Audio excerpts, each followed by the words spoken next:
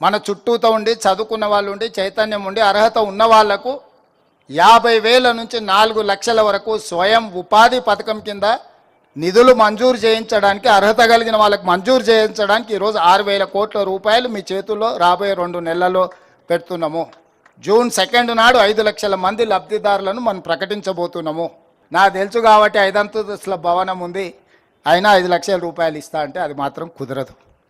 గతంలో అట్లా చేసిన వాళ్ళు ఎక్కడున్నారో మీరు చూసిరు. ఇప్పుడు మాత్రం అట్లా కుదరదని చెప్పి ఈ వేదిక మీద నుంచి మా సహచార మంత్రివర్గ సభ్యులకు మా మిత్రులకు చెప్తున్నా. నిజమైన నిరుద్యోగ యువకులకు ఇది అందాలి. ఈ ప్రభుత్వం మీద విశ్వాసం కలగాలి. పారదర్శకంగా చేసినప్పుడు కొంత మనకు నచ్చిన వాళ్ళకు మనకు దగ్గర వాళ్ళకు మనం కొన్ని ఇవ్వలేకపోవచ్చు. అంత మాత్రాన పథకం వైఫల్యం చెందినట్టు కాదు. మనకు కావాల్సిన వాళ్ళకి ఇంకో రూపంలో రాజకీయంగా అవకాశాలు కల్పించండి. సర్పంచ్కో ఎంపీటీసీకో జడ్పీటీసీకో ఎంపీపీకో రాజకీయ పదవులు ఇవ్వండి మన వాళ్ళు ఎవరైనా ఉంటే. కానీ పథకాలలో మాత్రం పారదర్శకంగా ఉండాలి. అప్పుడే ప్రజలకు మనం ఆదర్శవంతంగా ఉంటాం. ఆదర్శవంతమైన పరిపాలన అందించాల్సిన అవసరం మన మీద ఉన్నది.